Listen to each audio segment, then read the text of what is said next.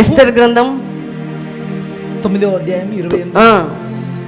పూరిము అను ఈ దినములను యూదులు ఆచరింపగయు తమ సంతతి వారు వాటిని జ్ఞాపముంచుకొనగయు మానకుండునట్లు నిర్ణయించుకొని ఆ సంగతిని మరచిపోకుండానట్లు తమ మీదను తమ సంతతి వారి మీదను తమతో కలుసుకొనిన వారి మీదను ఇది ఒక బాధ్యతగా ఉండునని ఒప్పుకొనురి.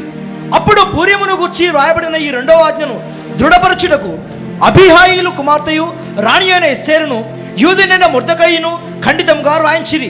మరియు యూదుడైన మొర్దెకైయును రాణి అయిన ఎస్తేరును యూదులకు నిర్ణయించిన దానిని బట్టి వారు ఉపవాస విలాప కాలములు ఏర్పరచుకొని అది తమ మీదను తమ వంశము వారి మీదను ఒక బాధ్యత అని ఎంచుకొని వాటిని జరిగించదమని ఒప్పుకున్న ప్రకారముగా. చాలు చూడండి, ఇక్కడ ఇద్దరు వ్యక్తుల గురించి పరిశుద్ధాత్మదేవుడు మనతో మాట్లాడబోతున్నాడు. ఎస్తేరట మొర్దెకైయట ఉపవాస విలాపములు చేశారట. అందరు చెప్పండి, అందరు చెప్దాం. ఉపవాస విలాప కాలమట. చూడండి, యూదులకి విరుద్ధమైనటువంటి ఆజ్ఞ రాజు నుంచి బయలుదేరినప్పుడు వారు చేసిన ప్రయత్నం ఏంటంటే శరీర ప్రయత్నం కాదు, కానీ పరలోకమునకి తాకే ప్రయత్నం చేశారు. దేవుని బిడ్డలారా, నీ జీవితంలో శత్రుకాడి విరగొట్టబడాలంటే, సాతాను నీ కుటుంబం నుంచి బయటికి వెళ్ళిపోవాలంటే, అపవాది నీ సంఘం నుంచి బయటికి వెళ్ళిపోవాలంటే, నీకంటూ ఉపవాస విలాప కాలం అనేది ఎప్పుడైతే నువ్వు నిర్ణయించుకుంటావో దేవుడు నీ జీవితంలో అద్భుతం చేస్తాడా. అది చెయ్యనీయకుండా నిన్ను వ్యాధి ద్వారా, ఇంట్లో ఉన్న పోరాటం ద్వారా నువ్వు ఆ ఉపవాస విలాప కాలమునకు రాకుండా నిన్ను కంట్రోల్ చేసే కంట్రోలింగ్ స్పిరిట్ ఏంటంటే యెజబెల్ స్పిరిట్. దేవుని బిడ్డలారా, ఈరోజు దేవునితో మాట్లాడుతున్నాడు. అదంటది నువ్వు చెయ్యలేవు, ఎందుకంటే నువ్వు శరీరం బాగలేదు, నీ ఇంటి పరిస్థితి బాగలేదు, నువ్వేమి రోజు ప్రార్థనకి వెళ్తావు, నీ చేతిలో ఆ యొక్క ఆటోకి డబ్బులు లేవు, ఎందుకు వెళ్తావంటది. కానీ ఇక్కడ యూదులందరూ మొర్దెకై సమాజ మందిరంలో ఉపవాస కాలముల యొక్క విలాపము కాలం యొక్క ఎప్పుడైతే నిర్ణయించుకొని వారు ఉపవాసముతో విలాపముతో ఆ పరలోకాన్ని తాకారో, ఎస్తేరు ఎప్పుడైతే ఉపవాస విలాపముతో ఎప్పుడైతే ప్రార్థన చేస్తూ ఉన్నారో దేవుడట పరలోకం నుంచి దిగాడు. రాజు ఒక ఆజ్ఞ ఇచ్చాడంటే, అధికారి ఒక ఆజ్ఞ ఇచ్చాడంటే, రాజ్యాంగం ఒకటి రాయించిందంటే దానికి తిరుగుండదు. తిరుగు రాయించేది ఏంటంటే దైవిక శక్తి మాత్రమే. దేవుని బిడ్డలారా,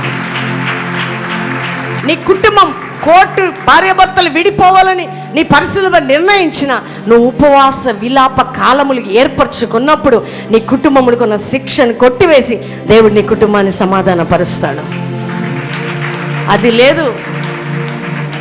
చాలామంది కార్యక్రమం చూస్తున్న వారికి మీకు చెప్తున్నా, నా కోసం ప్రార్థన చేయండి అని ఒక రిక్వెస్ట్ తీసుకొచ్చి అక్కడ వచ్చి వెళ్ళిపోవడం కాదు, నువ్వు మాతో కలిసి ఉపవాస విలాప కాలం అంట. ఆ కాలంలో నువ్వు నిలబడినప్పుడే ఎందుకు నువ్వు జయించలేకపోతున్నావు. చూడండి, దైవ సేవకునికి బలము లేక, ఆయన శక్తి లేక ఎందుకు ఉపవాసం ఉంటున్నాడు. చూడండి, అపోస్తలుడైన పౌలు అంటాడు, ఇతరులకు ప్రకటించి నేను భ్రష్టుడినైకున్న నిమిత్తం నన్ను నేను నల్లగా కొట్టుకుంటున్నాను. ఉపవాసములో ఏముంటుంది, ఏం జరుగుతుందంటే నీ హృదయము దేవుని హృదయము కలిసిపోతుంది. నువ్వు దేవునికి సమీపంగా వెళ్తావు. ఉపవాసములో ఒక ప్రత్యేకంగా ఒక అనుభవంలో వెళ్తావు. నీ బాధలు తీరాలి, కష్టాలు తీరాలని వెళ్తావు. కానీ ఉపవాస ప్రార్థనలోకి అడుగు పెట్టాక నీ మైండ్ మారిపోతుంది, నీ మనస్సు మారిపోతుంది, నీ తలంపు మారిపోతుంది, నీ ఆలోచన మారిపోతుంది, నీ ప్రార్థన మారిపోతుంది. నువ్వు ఆటోమేటిక్గా దేవుని సన్నిధికి సమీపమై నువ్వు అన్ని విషయాల్లో రూపుదిద్దబడతావు. దేవుని బిడ్డలారా, చూడండి, నలుగురు కలిసి ప్రార్థన చేస్తున్నప్పుడు నువ్వు చాలా దీనురాలుగా ఏకీభవించాలి అనుకోవచ్చు. మనం ఇక్కడ ఎవరున్నారు, ఎవరో ప్రార్థన నడిపిస్తున్నారు, నేను కూర్చొని రావటమే కాదు. చూడండి, ఇక్కడ ముందుకొచ్చిన కనబడుతున్న వారు ఇద్దరు ఉన్నారండి, మొర్దెకై ఎస్తేరు. కానీ కనపడని సైన్యం చాలా ఉంది.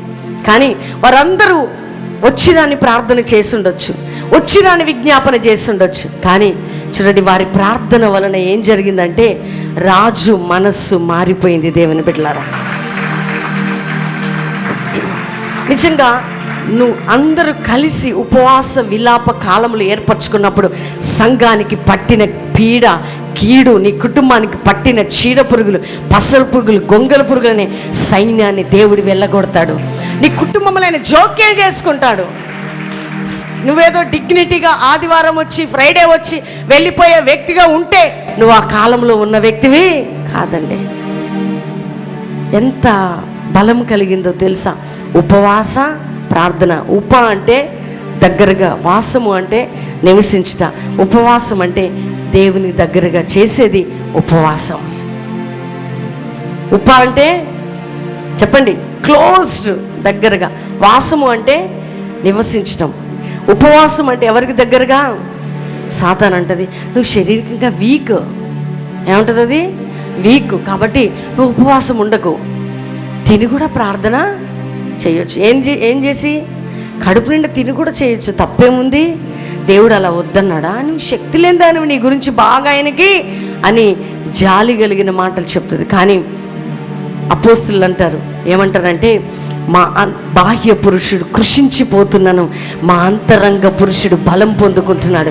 ఎందుకంటే బాహ్య శరీరం ఫాస్టింగ్ ద్వారా బలహీనమవుతుంది, కానీ అంతరంగ పురుషుడట బలం పొందుకొని భూలోకాన్ని తల్లకిందులుగా చేస్తున్నాడు. దేవుని బిడ్డలారా, నువ్వు ఫాస్టింగ్ ఉంటే నీ బాడీ వీక్ అవుతుంది, నీ శరీరం వీక్ అవుతుంది, కానీ నీలో ఉన్న అంతరంగ పురుషుడు బలం పెరుగుతుంది. ఎప్పుడైతే ఆ బలం పెరుగుతుందో నీ సమస్యకి విడుదల దొరుకుతుంది. చూడండి, ఈ ఉపవాసం ఏం చేస్తుందంటే మన కుటుంబంలోనే కాదు, మన సంఘంలోనే కాదు, మనం ఎక్కడ ఆఫీసులో అడుగుపెట్టినా, ఎక్కడ అడుగుపెట్టినా దైవ కార్యాన్ని జరిగిస్తుంది. టైం లేదు అని చెప్పకండి, బిజీ షెడ్యూల్ అని చెప్పకండి. మీకంటే టైం లేని షెడ్యూల్స్లో మేము ఉన్నాం. చూడండి, ఎస్తేరుకి అందమైనది, చక్కనిది ఉపవాసం ఉంటే అందమంతా పోద్దండి. రాజు ఎప్పుడన్నా పిలిస్తే నేను ఫాస్టింగ్ ఉన్నా రానంటే నువ్వు వస్తీని కానీ తిరస్కరించినట్టు తిరస్కరించేస్తాడు. కానీ తన భర్తకి భయపడలా, పరలోక భర్తకి భయపడ్డ దేవుని బిడ్డలారా. నువ్వు కూడా ఎవరికి భయపడి చర్చి మాని, సంఘం మానేసి, ఉపవాసాలు మానేసి పరిగెత్తుతున్నావు, ఉద్యోగం, ఇల్లు, అది ఇదని. కానీ దేవుడు నీ సంఘానికి, నీకు ఉపవాస విలాప కాలములు ఏర్పరిచినప్పుడు నువ్వు రాకుండా ఇంట్లో ఉంటూ నేను ఒంటరిగా చేసుకుంటున్నాను అనుకుంటున్నామేమో. కానీ ఎస్తేరంటది నేను నా చెలికత్తెలతో అంతఃపురంలో ఉంటా, మీరు కూడా సమాజ మందిరంలోకి వెళ్ళి ఉపవాస ప్రార్థన చేయండి. అందరూ కూడా మందిరంలో ఉపవాస ప్రార్థన మీరు చేయండి, మేము చేస్తాం. మనందరం కూడా ఈ కాలంలో, ఈ కాలం ఏ కాలం అంటే ఆయన సన్నిధిలో మనం ప్రార్థన చేసే కాలం. ఏ కాలం అంటే ఉపవాసం ఉండే కాలం. ఏ కాలంలో? వర్షాకాలంలో వర్షాలు పడతాయండి. సృష్టి మాట వింటుంది కానీ మానవుడు మాట వినట్లే. అందుకనే ఒకరోజు దేవుడు అంటున్నాడు, ఆకాశమా ఆలకించుము, భూమి చెవియొగ్గుము. చూడు, నేను నా పిల్లల్ని చేసి పెంచానే, ఆ మానవులు నా మాట వినట్లేదు. వినంది ఎవరు అంటే మనమేనండి. సృష్టి వింటుందట. వర్షాకాలం అంటే వర్షం, చలికాలం అంటే చలి, ఎండాకాలం అంటే కాలాలు ప్రకారం దేవుడు నియమించింది పనిచేస్తుంది. కానీ నువ్వు సంఘ నియమ నిబంధనలో ఉంటున్నావా? దేవుడు నియమ నిబంధనలో ఉంటున్నావా? నీకంటూ ఆ కట్టుబాట్లు, ఆ నిబంధనలు, దేవుని ఆజ్ఞలు మితిమీరుతున్నావా? ఎందుకు మితిమీరుతున్నావు అంటే నువ్వు ఎవరి మాట లక్ష్య పెట్టట్లే. చెప్పండి అమ్మా గట్టిగా, దేవుని మాట. అందుకనే దేవుడు వేదనతో చెప్తున్నాడు, ఆకాశమా నువ్వైనా ఆలకించు, భూమి చెవియొగ్గు. ఈ మానవుడు ఎవరి మాట వినట్లేదు, తండ్రి అయిన నా మాట వినట్లేదు అని ఏడుస్తూ చెప్తున్నాడండి సర్వశక్తి కలిగిన దేవుడు. ఈరోజు దేవుడు నీతో మాట్లాడుతున్నాడు. సహోదరుడా, ఎంతకాలం మనుషులకి భయపడతావు? ఎంతకాలం నీ సమయాన్ని వేస్ట్ చేసుకుంటావు? ఎంతకాలం సహోదరి ఏ పని లేకపోయినా ఇంట్లో కూర్చొని తినుకుంటూ ఎంజాయ్ చేసుకుంటూ బంధువులని, రక్త సంబంధికులని, స్నేహితులని, బజార్లని టైంపాస్ చేస్తావు? నువ్వు రా దేవుని సన్నిధికి. దేవుడు నీకు నియమించిన కాలాలు ఇవే. దేవుడు నీతో నిబంధన చేసే సమయం ఇది. ఎందుకంటే ఎప్పుడైతే వారు మా బాధ్యత అని చేశారంటండి, వాళ్ళు ఏమని చేశారు? ఆ ఉపవాస విలాప కాలములనట వాళ్ళు బాధ్యతగా, మన బాధ్యత, మనందరి బాధ్యత. చూడండి, దేవుని బిడ్డలైన మీ బాధ్యత, మన బాధ్యత ఏంటంటే ఈ లోకం రక్షించబడాలి. దేవుని బిడ్డలారా, ఈ లోకానికి భయంకరంగా పరిపాలిస్తున్న ఆ యొక్క ఏమంటారు, త్రాగుడు, హత్యలు, ఆత్మహత్యలు, భయంకరమైన చీకటి పోరాటాల నుంచి ప్రజలు విడుదల పొందాలంటే ఎవరి బాధ్యత? అందరు చెప్పండి, కుడిచే పైకి చెప్పండి అందరూ. ఎవరి బాధ్యత అమ్మా? అందరు చెప్పాలా? అందరు చెప్పాలా? నీకు కష్టం ఉందని ఇంట్లో కూర్చుంటావా? ఆటోకు డబ్బులు లేవని ఇంట్లో కూర్చుంటావా? ఆర్థిక ఇబ్బందులు ఉన్నాయి ఇంట్లో కూర్చుంటావా? ఉపవాసం చేసే టైంలో దేవునితో గడిపే టైంలో ఎండలున్నాయని ఇంట్లో కూర్చుంటావా? ప్రార్థన చేయకూడదులే, నా కుటుంబమే సర్లే, నాకే విశ్వాసం లేదు. ఒకటి చెప్పనండి, ఎస్తేరు జీవితంలో దేవుని అంటే రాజు ఆజ్ఞను అతిక్రమిస్తే ఒకటండి, సంహరించేస్తాడు, లేకపోతే ఏం చేస్తాడు? ఆమెని బయటికి పంపించేస్తాడా? కానీ మీకు తెలుసా, బైబిల్ గ్రంథంలో దానియేలు, షడ్రకు, మేషకు, అబేద్నెగో దేవుని ఆజ్ఞకు భయపడ్డారు తప్ప రాజాజ్ఞకు భయపడలేదు వాళ్ళు.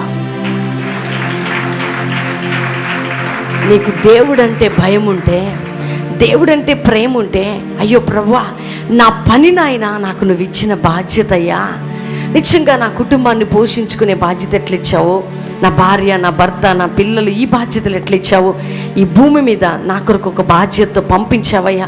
నా బాధ్యత నా భారతదేశానికి విడుదల, నా ఊరికి విడుదల, నా పట్టణానికి విడుదల, నా సహోదరులకు విడుదల, నాకు విడుదల, నా సంఘానికి విడుదల తెచ్చే పాత్రగా అది నా బాధ్యత అయ్యా అని నీకుంటే నువ్వు పరిగెత్తుకుంటూ ఎక్కడికి వస్తావు తల్లి? చెప్పండి అమ్మా, ఎక్కడికి వస్తారు? ఆయన సన్నిధికి వచ్చి ఏ ప్రార్థన చేస్తాం మనం? ఉపవాస, విలాప కాలములు ఎవరి బాధ్యత అండి? అందరం చెప్దాం. నేను ఒక 50 days అప్పుడు పెద్ద పెద్దోళ్ళు, ఏజ్డ్ కలిగిన వాళ్ళు ముందుకొచ్చి ప్రార్థన చేసేవాళ్ళని నేను అనుకున్నాను. ఇంకా వాళ్ళ బాధ్యతలు, వాళ్ళ బరువులు తీరిపోయాయి కదా, ఇక వాళ్ళకి అవసరం లేదు. చాలామంది అనుకున్నాను, చాలామంది విషయంలో ఇది ఆలోచించాను. ప్రభువా, నిజంగా మనుషులు కష్టం ఉన్నప్పుడే దేవుణ్ణి అడుగుతారు కదా, ఏమీ లేనప్పుడు అడగరు. కానీ నీకు ఏదున్నా పరమ తండ్రిని సంతోషపెట్టే ఒక మంచి పాత్రగా నువ్వు ఉండాలా. నీకెన్ని ఉన్నా, నీ శరీరంలో, నీ జీవితంలో, నీ కుటుంబంలో ఎంత పోరాటం ఉన్నా దేవుడు అంటున్నాడు, అవన్నీ నాకు వదిలిపెట్టావు, కానీ ఈ సర్వలోక మానవాళి యొక్క పాపాన్ని నా మీద వేసుకున్నాను నేను. వారందరూ కూడా విడుదల పొందాలంటే నా ప్రియ కుమారుడా, కుమార్తె, ఈ కాలంలోనూ నా పక్షంలో నిలబడాలా.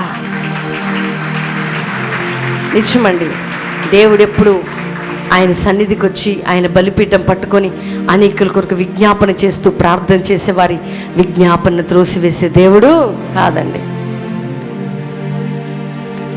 చూడండి, నేను ఒక ఆయనతో మొన్న కౌన్సిలింగ్ ఇస్తున్నప్పుడు అన్నాను, చూడు, ఇప్పటికే అనేకమైన లోక సంబంధమైన పనులకి నీ సమయాన్నంతా వేస్ట్ చేసుకున్నావు. ఫాస్టింగ్ ప్రేయర్ అనగానే ముందు నువ్వు ఉండాలా.